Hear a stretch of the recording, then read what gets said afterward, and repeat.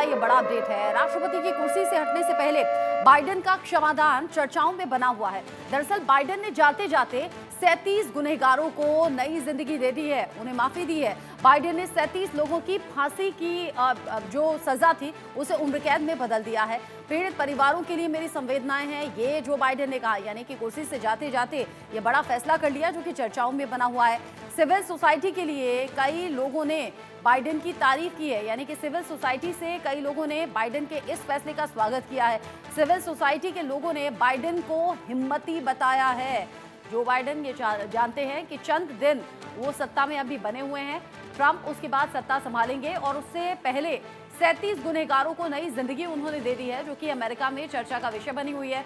खूंखार वो अपराधी जिन्हें की फांसी की सजा दी गई, उन 37 ऐसे खूंखार अपराधियों को उन्होंने फांसी की सजा टालकर उम्र कैद की सजा दे दी है।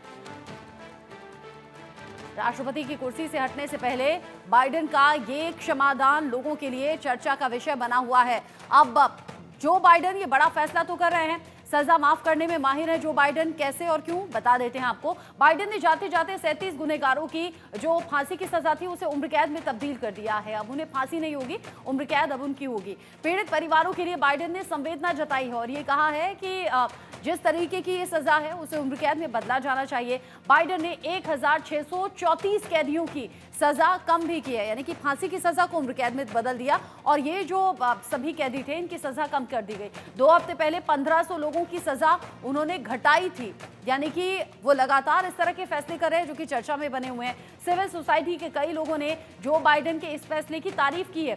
सिविल सोसाइटी के लोगों ने बाइडेन के इस फैसले को और बाइडेन को हिम्मती कहा है। कहा कि ये हिम्मत वाला काम है जो कि जो बाइडेन ने किया। अब उनका ऐसा करना लगातार चर्चा का विषय बना हुआ है। कैसे इसे ट्रंप देख रहे हैं, कैसे ट्रंप की टीम देख रही है और कैसे बाइडेन ने जाते जाते ये सजा माफ करने का काम किया है, सजा कम करने का काम किया है और कैसे सिविल सोसाइटी से देख रही है।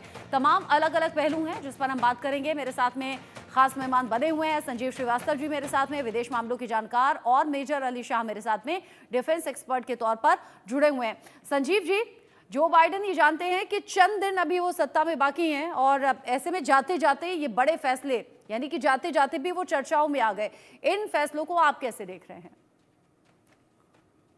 देखिए रचना जी, ये राष्ट्रपति बाइडेन के जो डेथ पेनल्टी को लेकर के जो उनके विचार हैं, जिसमें कि वो ये कहते हैं कि डेथ पेनल्टी को रोका जाना चाहिए, ये जो डेथ पेनल्टी समाप्त होनी चाहिए और जो भी क्रिमिनल्स हैं उनको चाहे वो कितना भी हार्डकोर क्रिमिनल क्यों ना हो, उसको जेल की सजा ही देनी चाहिए ताकि उसको एक रिफॉर्म का मौका मिले। और ये राष्ट्रपति बाइडेन के अपने विचार हैं।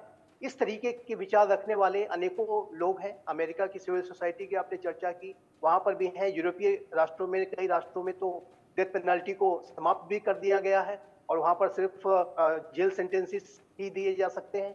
और अमेरिका में भी अनेक लोग इस तरीके का समर्थन करते हैं। लेकिन अमेरिका में ऐसे भी लोग बड़ी तादाद में हैं जो कि डेथ पेनल्टी को बनाए रखना चाहते हैं, जिसमें कि डोनाल्ड ट्रंप भी शामिल है। और डोनाल्ड ट्रंप जाहिर है कि एक जो हार्डकोर क्रिमिनल्स हों, मास मर्डरर्स हों, चाइल्ड किलर्स हों, जिस तरीके के ये पार्डन्स दिए गए हैं जो बाइडेन के द्वारा, ऐसे लोगों के खिलाफ सख्त से सख्त कार्रवाई करने के पक्षधर डोनाल्ड ट्रंप हैं। और अनेक जाहिर है कि डोनाल्ड ट्रंप जैसे लोग हैं जो कि डेथ पेनल्टी को बनाए रखना चाहते हैं।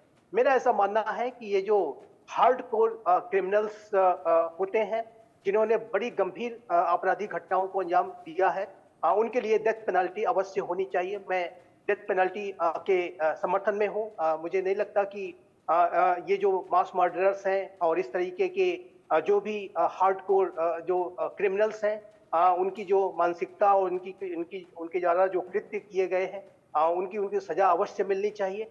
और अनेकों निर्दोष लोगों को जिस तरीके से निर्ममता के साथ रेयरेस्ट ऑफ द रेयर जो है घटनाओं को करते हुए वो जिस तरीके से उन्होंने घटनाओं को अंजाम दिया है, ऐसे में उनके कर्मों का उन्हें फल अवश्य मिलना चाहिए। और हमारे अपनी जो हमारी अगर हिंदू फिलॉसफी में अगर मैं जाऊं तो जो कर्म फल का सिद्धांत है वो अवश्य उनके ऊपर भी लागू होता है। और जाहिर है कि उन्हें अगर कोई मौका मिलेगा तो अगले जन्म में ही मौका मिलेगा। इस जन्म में उन्होंने जो घटनाएं, बर्बरता, निर्ममता क्रूरता के साथ की हैं, उनकी सजा उन्हें अवश्य मिलनी चाहिए।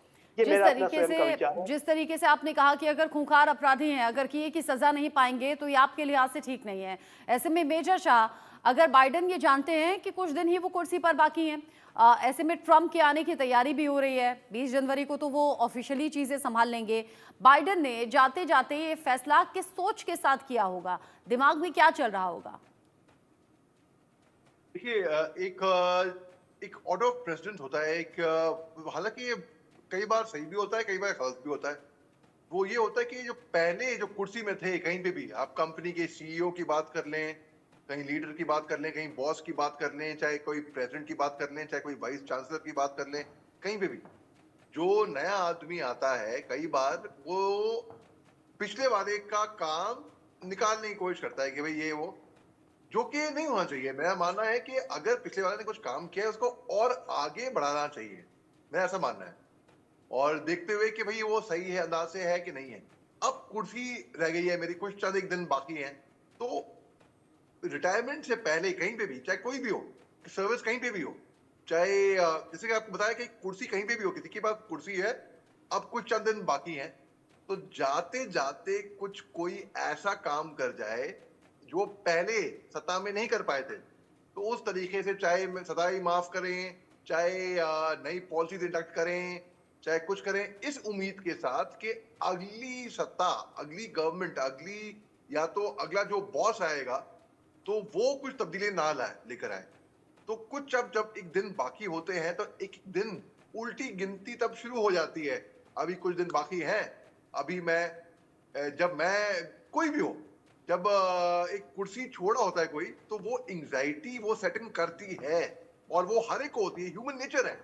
तो जब कोई मालूम है कि कुछ, तो जो काम आपको लगता है आपको पहले कर देना चाहिए था, तब नहीं कर पाए, या कुछ एक रणनीति, स्ट्रैटेजी प्लान करके भविष्य के लिए आप वो काम कर जाते हो जाने से पहले। तो बस उसी तरीके से मैं देख रहा हूँ कि जो बाइडेन साहब ने भी इस तरीके कुछ तो सोचा होगा, कुछ क्योंकि सिविल सोसाइटी के लोग अब इस फैसले का स्वागत कर रहे हैं, या इसे हिम्मती बता रहे हैं, या अच्छा कदम बता रहे हैं, तो वो सिविल सोसाइटी के गुड बुक्स में रहने के लिए जो बाइडेन ने ऐसा किया, जो कि पूरे कार्यकाल में